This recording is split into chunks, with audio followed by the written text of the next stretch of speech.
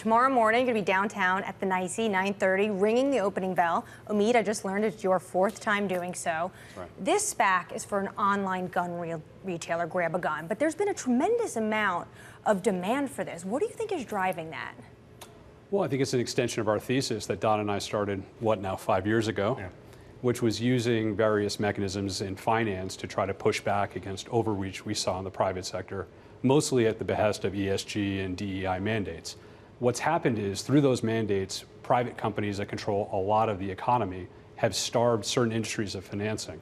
You guys obviously know that that's happened in fossil fuels with some of the mandates we've seen with public companies, but it has also negatively impacted guns and ammunition. So we used a SPAC to take a company called GrabAGun public in furtherance of the Second Amendment, and the people have overwhelmingly supported it. This is now, having just closed a few minutes ago, one of the most successful SPAC transactions in history. We received 0 redemptions from trust, meaning the company will receive from our team tomorrow, when we ring the bell, over $170 million in proceeds. Wow, when this was first introduced, I read it was actually only just at $100 million. Obviously, this is politically controversial. You're talking about an online gun company being really direct access to the consumer. Are there safety concerns in this, Don? No, I mean, that's the big misnomer. They say you're not getting a gun to your doorstep. You're still going through federal firearms license dealers, but we're also... To go physically pick it up. To go physically pick it up. That's where you run your background checks again, and they like to pretend there's not such a thing, but it actually is very real and it's very regulated. But this is the way that regular people are buying. Throughout the crime of the last few years that you've seen, women are now entering the gun market. The experience of going to your local gun shop, it may be fine for me. When I walk in, it's, hey, Don, how's it going? If you're a first-time gun buyer, if you're a female, if you're someone that's young, that's an uncomfortable experience in many cases. So GrabAGun allows you to do that the way you'd buy everything else, like you would on Amazon if you're buying home decor or other goods.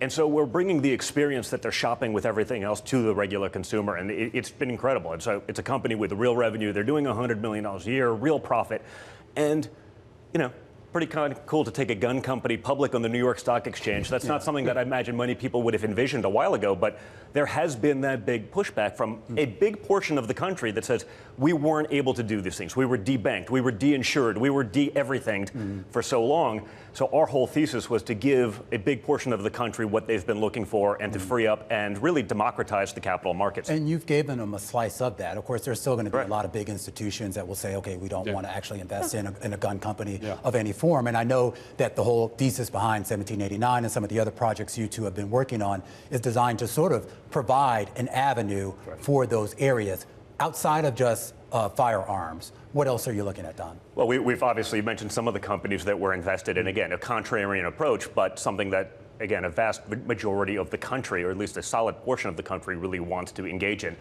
We took another company public 2 years ago called Public Square. Again, an online retailer for people to buy American-made goods and to support the countries that they love. That's sort of morphed also into now a payments processor, since so many of the transactions that you saw for, you know, conservative or right-leaning type of goods were basically debanked. I've had businesses that I've started actually get debanked by getting a letter, hey, by the way, there's no more money in your bank account. We have a cashier's check in the mail. We just don't want to do business with you. Not because we were doing anything else, but because we didn't go with the mandates of whatever it was of politically correct policy at the time.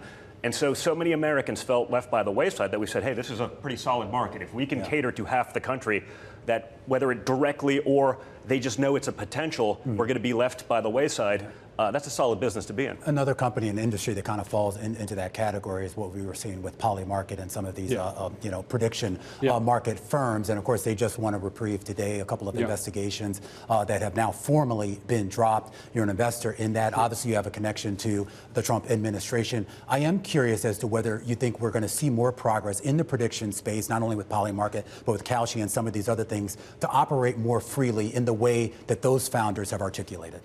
So yeah, let me answer that in kind of a way to also summarize our overall investment thesis. So he talked a lot about the response companies, this parallel economy. That's what we've been using our SPACs for. 1789's mandate is even broader than that. It will include some of that. We have, for example, invested in Substack, which is a free speech platform, protecting the First Amendment. But we also go into several other areas. One is areas that are going to enhance the security and prosperity of the United States. So think defense tech or the reindustrialization of the United States. The third is the area that we talked a little bit about, areas that have been underserved, fossil fuels, guns, that we see an arbitrage opportunity in. And then finally, where you're starting to pick up on with Polymarket, areas where I think the government or certain incumbents have failed miserably. That's the reason we got into BlinkRx, which reduces drug prices. It's an area of the market where the government has failed to reduce pricing, and we find this is a disruptor. SpaceX falls into that category as well. NASA failed, and SpaceX took the mandate. Polymarket falls into that, in that people lost faith with pollsters. They were constantly just paid off and hired mercenaries. And what Polymarket has shown is that you can basically take the markets to try to predict what the truth is. And because people are going to put their money behind what they really think, it's the same thing you see with using markets in finance in order to predict things. You can do that now with polling around politics and other issues as well. So the last thing I'd say about Polymarket is it also announced that from Founders Fund, they're going to have over $1 billion valuation, which we like because that marks up our investment 3 times. Well, they've been accurate. They've been right. Okay, I've been in politics, at least the game peripherally now, for a decade. And how many times? I mean, we saw it the week before the election. You know, Kamala Harris is going to win Iowa. It's like that? I don't know, man. I was in Iowa a couple days ago. I don't think that's going to actually happen. You know, they were able to get that. So they saw the way these markets and some of these traditional sort of political institutions have been able to be weaponized for the benefit of the establishment. And they've gone against it. They've proven to be right, and that's a solid investment. Well, on that point, Don, and we certainly saw that in the presidential election. We also saw that at the local level here in New York with the kind of the surprise victory of Zohran Mamdani in the mayoral primary. And I know there are a lot of folks, particularly in finance and real estate, who are wringing their hands over the prospect of Mayor Mamdani. But I am curious as to what you think of not so much him, but about the sort of groundswell of support that he got, particularly from a lot of young people in this city, and what they're asking for out of their mayor or potential mayor. Listen, I think it's going to create a serious problem for New York. I don't remember what the exact stats are today, but I remember 8 years ago when I was getting ready to leave New York myself as a political refugee to the free state of Florida from the People's Republic here in New York City.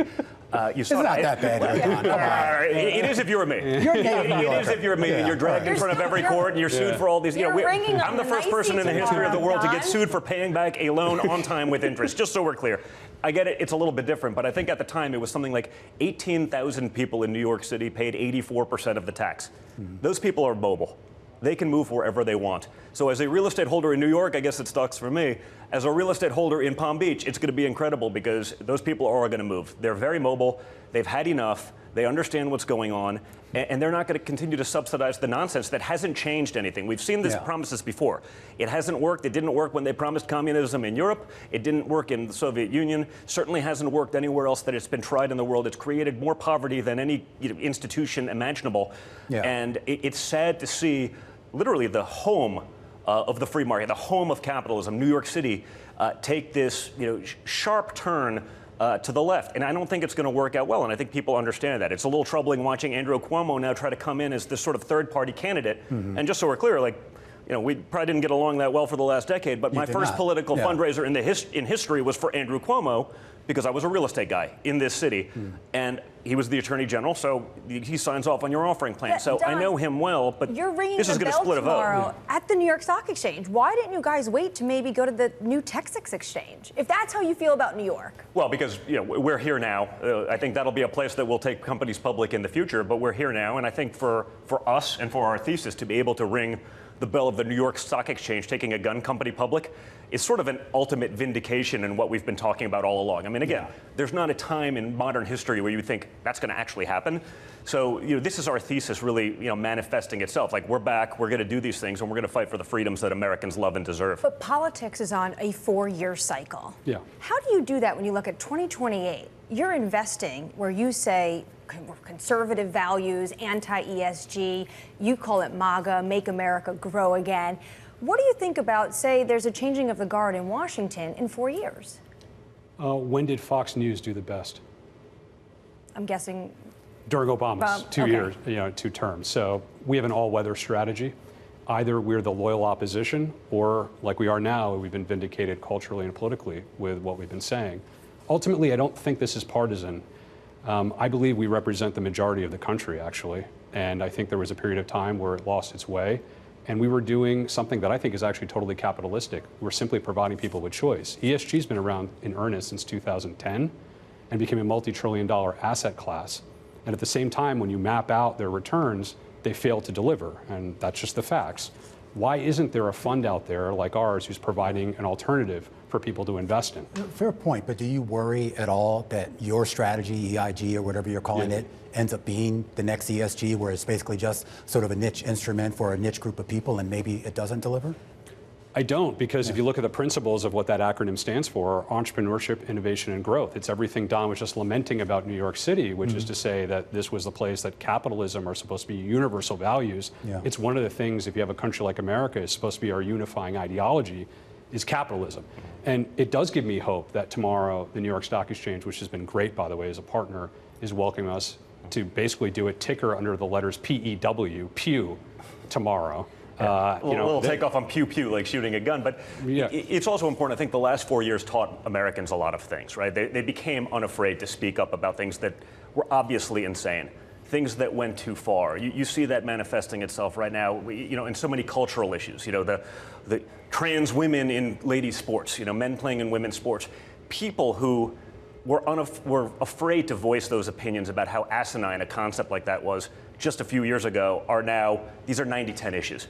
We're taking the 90. So we're okay with that competition if it just means that everyone's actually thinking rationally. We're fine with that. If we're the catalyst for that change, we're good with that, because that's what's good for the country and that's what's good for America. Speaking of voicing of opinion, you have a big stake in XAI. Obviously, there's been some tension with the former First Buddy.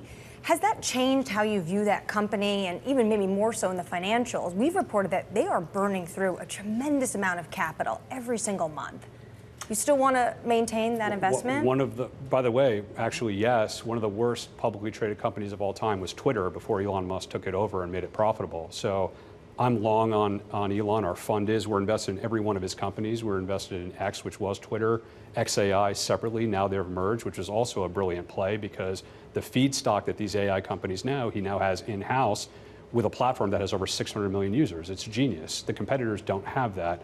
We're also invested in Neuralink as well. So we think the Elon index, if you will, is something that's here to stay, and the companies are demonstrating their success independent of whatever personal issue may happen, which obviously he and I want to get resolved and move on in a positive fashion. Do you have a personal relationship with Elon? Of course. Yeah, we do. It's still healthy despite... the reality is, hey, there's going to be political differences. The political world is different than the world in which you often function with, that creates a lot of other tensions. I mean, I love Elon as an innovator. I mean, he's got, without question, one of the top innovators of this century, perhaps ever. And so, him focusing on those things, I think, is very positive. So we've always been able to maintain that relationship. I think that comes back. Again, politics is a very different game. I learned that one the hard way 8 years ago. People create obstacles. They create headaches that aren't real. They aren't. You are making it, because look, just a few months ago in February, SpaceX was valued at $350 billion. They just did an oversubscribed round for $400 billion a few months later. This is constantly happening in every single one of his portfolios. There's reports out there that XII, which was at 50 or 60 billion less than a year ago, is going to be at 200 billion. So the private markets and markets generally are speaking, and they still love the portfolio. When it comes to politics, though, it is in our financial markets now. Policy in Washington constantly drives what's going on. People are glued to Truth Social to understand what potential the next tariff rate is. Don, I want to get your sense, given the fact that you are the president's son. I asked your dad once about the Trump put, if it exists in the market. Is there a threshold he's unwilling to maintain when it comes to either whether it's tariff policy or something else because of what is going on in the financial markets? And he once talked about the bond market getting yippy. Do you think a Trump put exists? I don't think so. I think the reality is he's one of the few people in politics who's willing to play the long game. We don't do that, right? We have very short-term cycles. People make bad decisions today to get a quick result tomorrow that is, disastrous for us in 50 years down the line. He's the guy that's willing to say the things that need to be said today, who's willing to take some of that heat now to be able to have the end result that's beneficial for the country in the future. That's what he's done very consistently. You saw that even a couple of weeks ago. S&P's down 5. Oh my God, it's the Trump crash. Well, what happened when it hit all-time highs? Last Thursday? What happens when it recovered 10 days later after that? He gets credit for the negative, but he doesn't get credit for the positive. The reality is these things manifest themselves over time. We've become an instant gratification society. He's one of the few people that's actually a decision maker that is playing the long game and doing so for the benefit of the country. You nod your head. I want to give you the last word, but I also just wanted you to just at least touch on some of the other two big political issues going on right now, the legislation on crypto and the potential freeing of Fannie and Freddie. Where does that stand? Well, yeah, I'm on the board of Fannie Mae, and that was something that I wanted to be able to serve the country. I'm excited about making sure that those institutions stay in a great spot, and see how I can work with Commissioner Pulte, Secretary Besson, and Secretary Lutnick to improve upon them. And that's what my role is, given my experience as an attorney and capital markets professional and investor. That's why I did that. As far as crypto legislation, next week, we're excited about that. That's going to be another signature piece of legislation that the president's going to pass right after the big, beautiful bill. And I think that's going to be something we needed and brings crypto out of the shadows as it was in the previous administration. And it's something, or another reason why the president had that industry support. Crypto is going to be the future of finance. Yeah. Okay. We were doing everything imaginable in the prior administration to send that to other places. People want to be in America. They want to invest in America. They want that stability. What they needed is some guide rails. They needed a framework in which they could work, even for us in the crypto platforms that we were developing, whether it was American Bitcoin, whether it's World Liberty Financial. We didn't get into that because we knew all that much about crypto. We got into it out of necessity because we were getting debanked. There wasn't a person in this city that I couldn't call and get a loan for a real estate project a few short years ago. Then we became Politica, and all of a sudden you're persona non grata. So crypto's the future. To be able to have the legislation to create those guardrails, to be able to keep that industry, this is going to be a multi-trillion-dollar industry, and it should be based here in America. America should get the tax benefits of all of that. They should have the innovation, the growth. That's strategic thinking, and so I'm super excited about that bill because I think it's going to really make sure that America is the home of crypto and blockchain technology for the future.